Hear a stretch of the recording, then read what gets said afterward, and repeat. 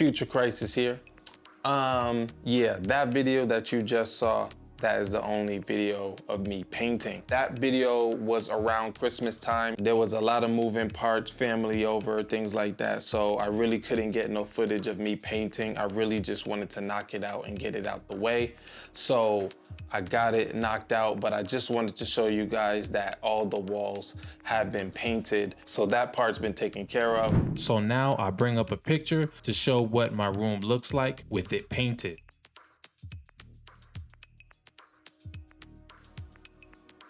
When it comes to the actual paint, I got it from Sherwin-Williams. It's called Web Gray. The SW number is SW7075. This paint can be used for interior and exterior walls. So naturally, I wanted to go with gray. I go to Sherwin-Williams website. I'm choosing different colors of gray, things like that. I'm in the tech industry. I do IT. So there's a couple of names that caught my eye. Online, caught my eye, thought like, okay, this is one right here, but it looks too light. It's way too light. I'm looking for a darker color. So I went to the next shade down, which is network gray. I was like, oh my gosh, what type of names is going on here?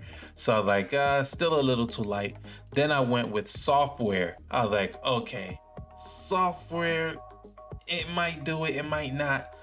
But then I went to a shade darker and I went web gray, and I was like, okay, this right here looks like it's it. So that is how I got my color, and I went ahead and tried it. Everybody that came into my room that saw this paint loved it. I got this paint in semi-gloss, so I chose the most expensive one you can get, which is the emerald. So it was in the emerald can. Everybody really liked the color and it complements well. It's dark, but it's not at the same time. I hope you can see that from the pictures and video that was shown previously. If I haven't told you guys already, there's a certain theme I'm trying to go for. The theme that I'm interested in is black and wood. I believe the web grade that I chose will complement the black and wood once I get my furniture. When it comes to the wood, I don't want it to be too light. And what I mean by that is like a white oak or birch or maple or something like that. I'm looking for more of maybe a mahogany or walnut, like a darker color wood, and kind of, you know, go from there. Maybe even redwood, but basically you guys get the gist. I'm looking for that dark color that will bring out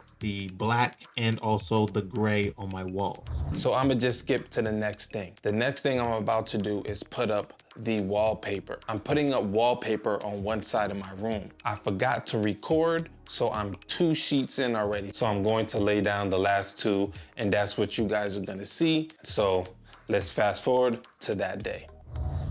I want to start off with the products that I used. Anything I used in this video, the links will be in the description. All right. So first up, we have the Sure Grip. It's a heavy duty wall covering adhesive. All right. This is a quart, what you're seeing now. You're probably going to need at least 2 quarts or more, depending on the size of your wall, but this definitely gets the job done.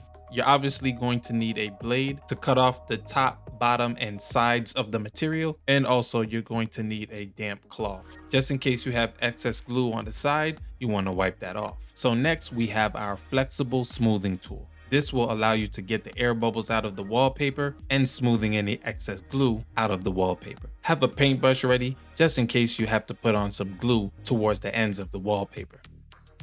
For the paint roller, I chose Bates. I bought an all-in-one package. The paintbrushes that they have on there are really, really good. The actual paint rollers, they do now and again leave some excess roller fabric on the actual paint. It's not excessive at all. It just happens every now and again, but overall, it's a good paint roller. So for the wallpaper, I chose the Zambayati Arati textured Italian wall covering. Pretty much is like a hexagon 3D wallpaper covering, all right? As soon as I saw it, I fell in love with it, guys. This wallpaper is fire. You get different effects depending on how you look at it and the direction you look at it. It has grooves inside of the wallpaper, so that way when light hits it, it bounces it in a different direction. So it's crazy, it's crazy. Other than that, I think you guys should cop this wallpaper. It's fire.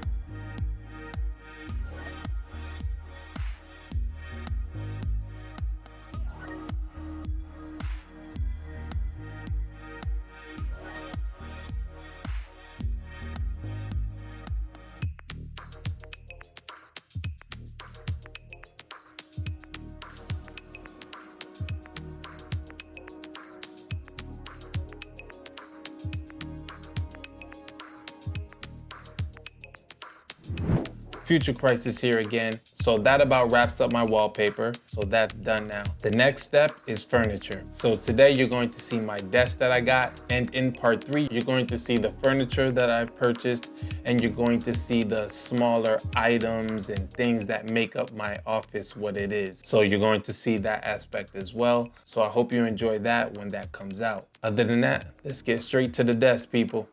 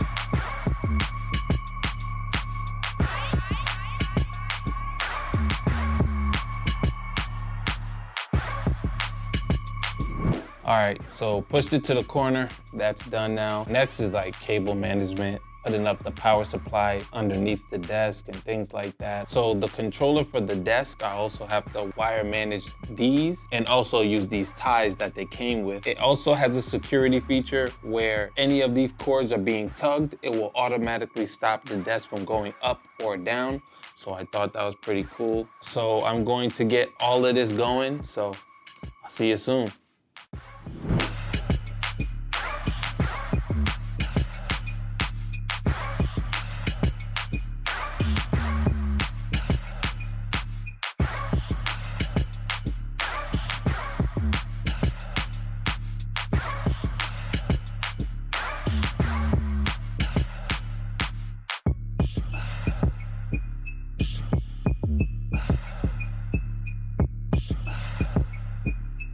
All right, guys, so right now you're looking at my wire management, all right? So that's pretty much everything underneath the desk. The gray cage that you see right there, that's from IKEA. I'll leave a link in the description if I can find it still. And by the way, the desk is fully raised. It's all the way up. So basically what you want to do, right, it's not your standard desk, so you have to worry about the height of when you're plugging these stuff in, right? So what I did was I daisy chained all of my power outlets. So this power outlet is going to this power outlet, and then I believe this power outlet is going to this one as well. And since this power outlet has the longest cord, this cord is going all the way down to the wall jack. Make sure you manage your wires accordingly, all right? Because you don't want this thing to go up and it pulls the power out the socket. I got a clamp holder here. I can put in and take out the cord whenever I want because I'll be using this off and on. This is like a USB extender. Other than that, this is really just giving you guys some ideas you can do to hide some of the wires. I'm sure there's multiple ways to hide wires, but this way, it just works for me, and this is just what I had at the time. So now, you guys are probably asking, is this sturdy? Does the motors make noise? Things like that. So let's first talk about the motors. So the motor is in this metal plate right here, and it's on all 3 legs. can't really see that one, but they're all the same. Do you hear the noise? Yes, you do hear the noise, but it's not nothing that you can't bear to hear. I'll let you hear that for yourself. All right, so what I'm gonna do, I'm gonna put the mic near the motor so that way you guys can hear the motor close up of what it actually sounds like. And then the next step I'm going to do is just leave the mic near my chest and see if you guys can pick it up as well.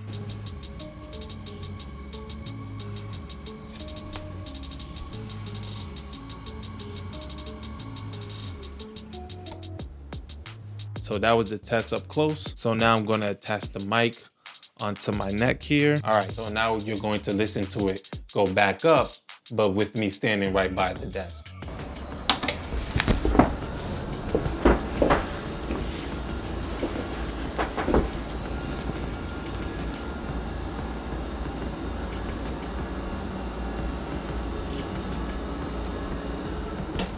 I'll increase the sound so that way you guys can really hear it. If I have to increase the sound by the time you guys are hearing this, then that means it's really low. I really have to crank it up just for you guys to hear it. But if you guys hear it without me cranking it up, then it's loud. But other than that, me personally just standing here, you hear it, but it's nothing crazy. So now, is it sturdy? This thing ain't gonna move, bro. It ain't moving. It ain't coming down. The way this is built, it ain't going nowhere, guys. This thing is solid. I personally think it was well built, very strong. All the support is in the right places. The desk is not gonna wobble. Nothing wobbles when it goes up and down, things like that. So this desk is a legit desk, man. This desk go hard. But the reason I got this desk was for working from home. So I can stand up when I want to, sit down when I want to, just for me to be comfortable when I'm working and things like that for long hours at a time. Again, you don't have to get an L-shaped desk like me. I just like a lot of room on my desk. You can't just get a shorter desk or a shorter table. I need my table wide enough for me to put items on here and kind of show some different aesthetics off, but you guys will see that in the videos to come. When I'm typing, it doesn't wobble. When I move the mouse, the desk doesn't wobble. This is at max height, guys, all right? So there's no wobbling or anything like that. Of course, if you physically move it, yeah, it's gonna wobble. Like if you put force, it's gonna wobble. But just for moving the mouse or just typing, it ain't moving, bro. That's probably all the questions that you might ask.